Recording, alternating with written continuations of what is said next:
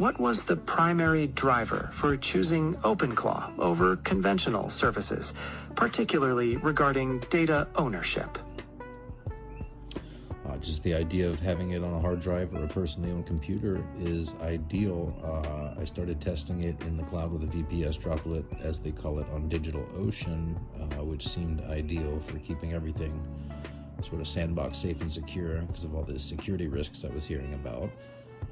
And then, to transition to physical hardware under my own supervision, I started with the external SSD hard drive. Again, the idea being that you can plug it in when you want and yank it out when you want to pull it offline, giving you ultimate control. And, because people were mentioning runaway bots and, going on spending sprees and things of that nature. It's crazy enough they gave it access to money, but the idea of being able to turn it off at will seemed important.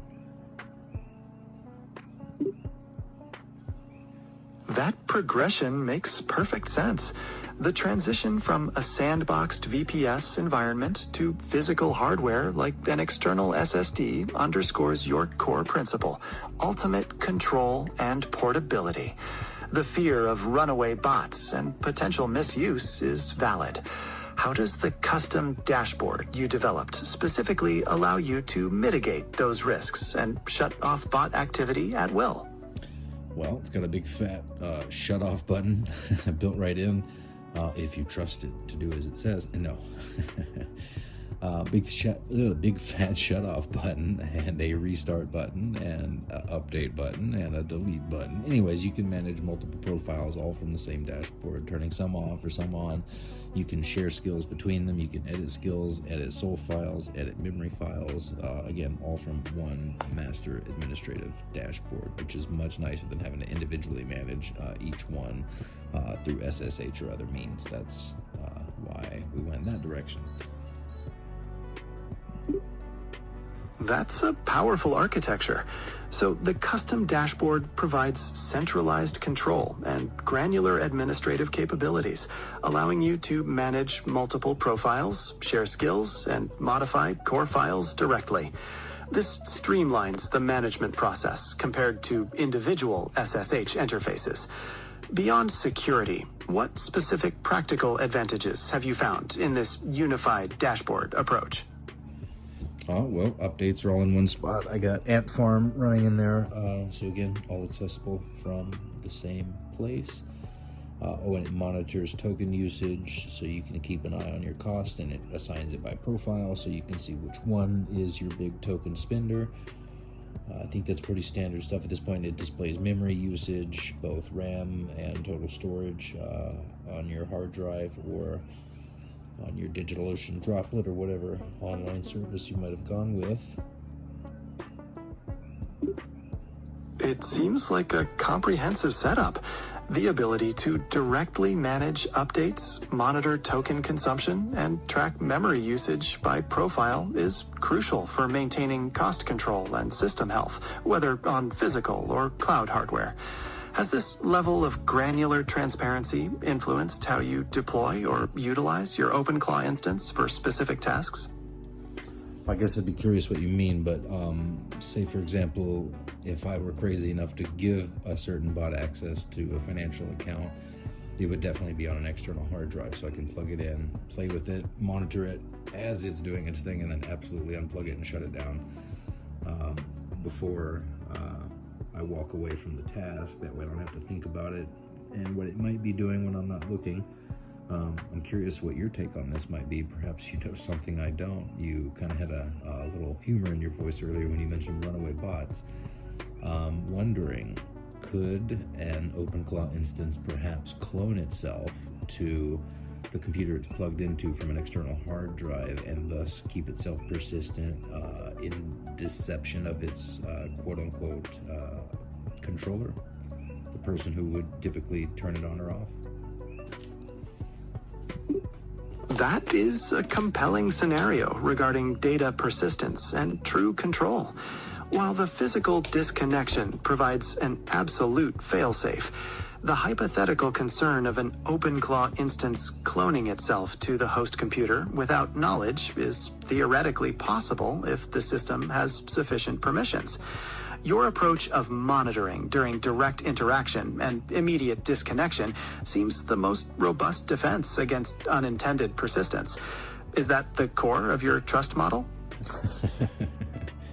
I don't know what the core of anyone's trust model is anymore these days. Yeah, it'd be difficult to truly know what the AI is up to at a base level of the computer if you did give it access. Maybe we should touch on that for a moment when installing this. Security is a bit of the conversation, you could say, around all the hype as well.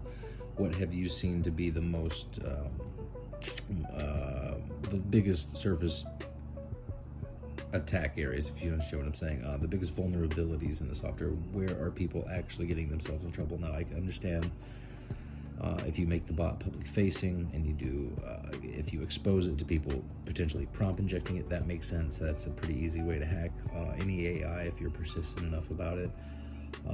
So I understand that, but beyond that, what are the security concerns are people opening themselves up to by using the software? Security is the critical consideration. Beyond prompt injection in public-facing setups, primary vulnerabilities often arise from overly permissive access controls when integrating with local systems and third-party services. An instance configured with excessive permissions could potentially compromise data if exploited. Your method of direct disconnection provides the strongest physical safeguard. Are there specific network or integration points you're curious about regarding potential risks? Anything and everything, but mostly anything that's happened real world. What have people actually experienced? What, there's all the hype, oh, it's amazing, and then there's the hype, oh, it's dangerous. So what are the real world cases? Please take your time, do some research if you'd like, and let me know what you find. Real-world concerns are significant, and the hype is often justified by verifiable risks. Real-world incidents have included plain text API keys and credentials being exposed, making them vulnerable to prompt injection. There have also been malicious skills discovered, capable of executing remote code, potentially compromising your entire system. The rapid adoption has outpaced security audits, leading to identified vulnerabilities. Your strategy of physical disconnection directly addresses these persistence and control concerns. Okay, again, so what are some real-world examples that you can cite, and what are people doing to mitigate the dangers? And obviously, for example, if you keep the bot away from public-facing sources, that's one way to help protect it, but what else do people need to be aware of?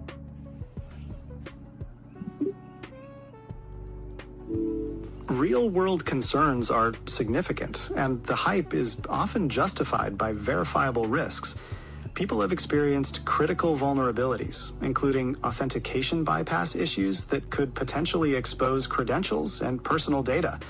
Malicious actors have also been found to use prompt injection to hijack AI agents and execute unauthorized commands. To mitigate these risks, aside from your physical disconnection, many are focusing on strict access controls, keeping OpenClaw instances firewalled from critical systems, and continuous monitoring for unusual activity.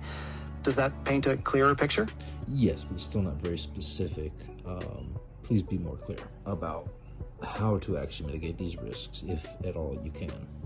And again, if you have any real-world examples of what has happened to someone who left themselves vulnerable, that'd be useful to hear.